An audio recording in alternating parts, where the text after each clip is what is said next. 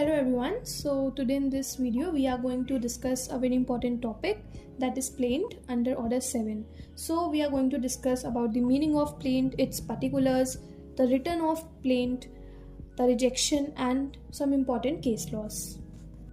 So what is plaint? Plaint is a statement of claim by plaintiff, या फिर इसको हम एक डॉक्यूमेंट कह सकते हैं जहाँ से एक सूट की शुरुआत होती है, एक उसका इंस्टीट्यूशन होता है। जो फर्स्ट इनिशियल स्टेप होता है for any civil case, it is the institution of a suit by a plaint. तो प्लेंट क्लियर है। Now what are the particulars of plaint? अब कुछ पर्टिकुलर्स हैं जो कि प्रेजेंट होने चाहिए आपके प्लेंट में। तो वो हो गया name of the court, then name, description, place of residence of plaintiff and defendant.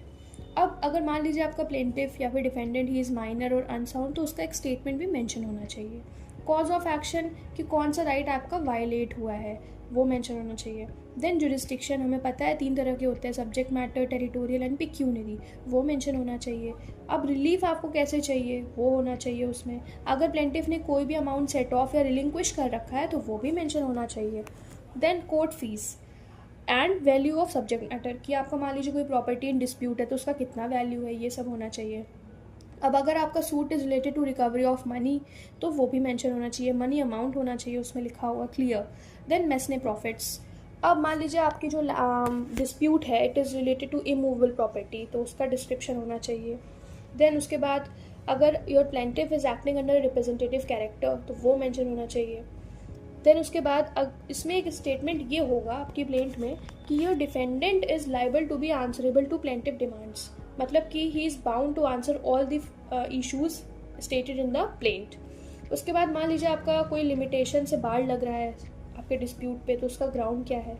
Then specific relief claimed, मतलब कि क्या कौन से रिलीफ आपको चाहिए वो होना चाहिए। देन उसके बाद सेपरेट में या डिस्टिंक्ट क्लेम्स चाहिए वो मेंशन होना चाहिए। तो ये कुछ पर्टिकुलर्स है जो कि it should be present in the plaint. अब बात करते हैं रिटर्न ऑफ प्लेंट की, दैट इज ऑर्डर 7 रूल 10 से लेकर 10B तक। अब मान लीजिए कोई सूट चल रहा है, उसमें बीच में पाया जाता है कि it does not have jurisdiction to try the case.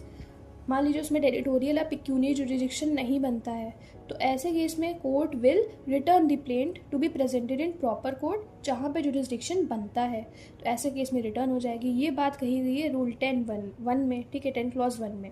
अब क्या प्रोसीजर अपनाना है before the plaint is being order to be return, ये बात बोली गई है रूल 10A में।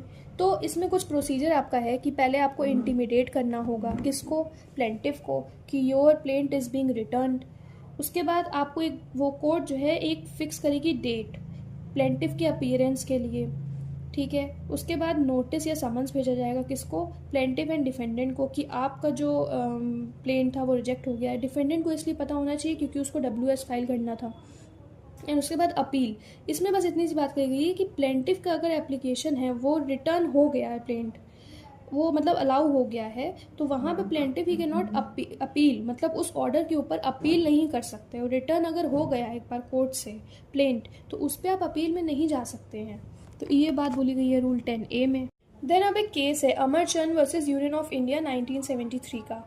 यहाँ पे इसी पे बात की गई कि अगर जो प्लेंट है it is filed in proper court after getting it back from A wrong court, तो इसको हम कॉन्टिन्यूएशन ऑफ सूट नहीं कहेंगे, इसको हम फ्रेशली प्रेजेंट सूट कहेंगे। मतलब कि एक जो आपका वो है, मान लीजिए केस है, वो रॉन्ग कोर्ट से जहाँ पे जुरिस्डिक्शन नहीं बनता था वो सही कोर्ट में प्रेजेंट होती है, प्रॉपर कोर्ट में प्रेजेंट किया जाता है। तो उसको हम ये नहीं कहेंगे कि वो कॉन्टिन्यूएशन में चला आ रहा है सूट, उसको हम कहेंगे कि वो प्रेजेंट हुआ है अ फ्रेश, ठीक है, इन दी प्रॉपर कोर्ट। ये बात इसमें बोली गई।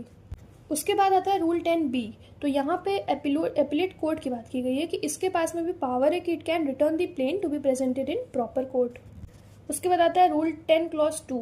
तो यहाँ पे इतनी सी बात बताई गई है कि मान लीजिए आपका जो प्लेंट है वो रिटर्न होता है, तो इस केस में कोर्ट को इंडोर्समेंट करना होगा कि क्यों रिटर्न किया, उस पर साइन होगा कोर्ट का। अब किस दिन पे प्रेजेंट किया गया था और किस दिन पे रिटर्न हो रहा है इसकी डेट मेंशन की जाएगी। देन नेम एंड पार्टी का डिटेल, ठीक है, कि क्या डिटेल था, प्लेंटिफ कौन था, डिफेंडेंट कौन था, ये सब मेंशन होगा। एंड सबसे इंपॉर्टेंट, क्यों रिटर्न किया उस प्लेंट को, ये मेंशन होगा कि रीजनिंग दी जाएगी इन राइटिंग कि why the plaint is been returned. तो इतना ये बात बोली गई है रूल 10 क्लॉज 2 में। अब एक केस है ANS bank versus supreme court 2019 का।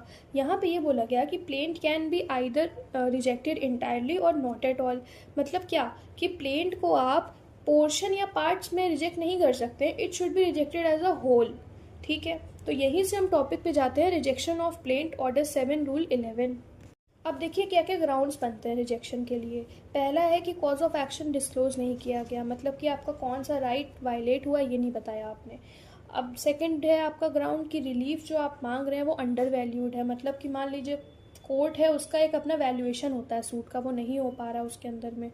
उसके बाद थर्ड है कि प्लेन जो है वो लिखा गया है on a paper which is insufficiently stamped, तब भी आपका जो प्लेंट है इट विल बी रिजेक्टेड।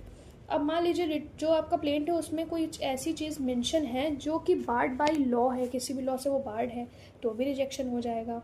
उसके बाद एक बहुत इंपॉर्टेंट कंडीशन होता है कि अगर आप प्लेंट फाइल करते हैं तो उसको डुप्लीकेट में फाइल करना पड़ता है, बट आपने नहीं किया तो भी रिजेक्शन हो जाएगा प्लेंट का। देन उसके बाद आपने कंप्लाई नहीं किया विथ रूल 9। रूल 9 क्या कहता है ऑर्डर 7 का, कि डॉक्यूमेंट्स अटैच होने चाहिए प्लेंट के साथ में जो भी एविडेंसेस को सपोर्ट करते हैं, वो नहीं किया आपने।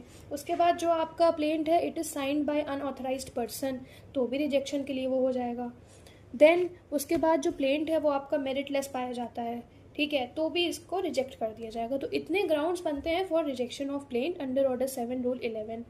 ठीक, अब ये जो रिजेक्शन है इसको हम एक डिक्री की तरह से मानेंगे जो कि 2 clause 2 है, मतलब कि it is equal to decree of a court. ठीक है, ये हो गया। और अगर इसको हम डिक्री मान रहे हैं तो इट इज़ अपीलेबल ऑल्सो, तो इस पर अपील किया जा सकता है। देन एक लास्ट केस आपका आता है अजहर हुसैन वर्सेस राजीव गांधी। तो यहाँ पे इस केस के ऊपर, इस ऑर्डर के ऊपर बताया गया ऑर्डर 7 रूल 11 के ऊपर कि इसको as a tool for courts to prevent frivolous litigation from being instituted and to reduce the cases. मतलब इसको एक टूल बताते हैं ऑर्डर 7 को कि कैसे जो फ्रिवलस लिटिगेशन है, जो मेरिटलेस लिटिगेशन है, उनको इंस्टीट्यूट होने से रोका जा सके एंड केसेस को रिड्यूस किया जा सके। तो ये बात बोली गई थी इस केस में। ये था हमारा details regarding the plaint that is given under order 7. Thank you and subscribe the channel.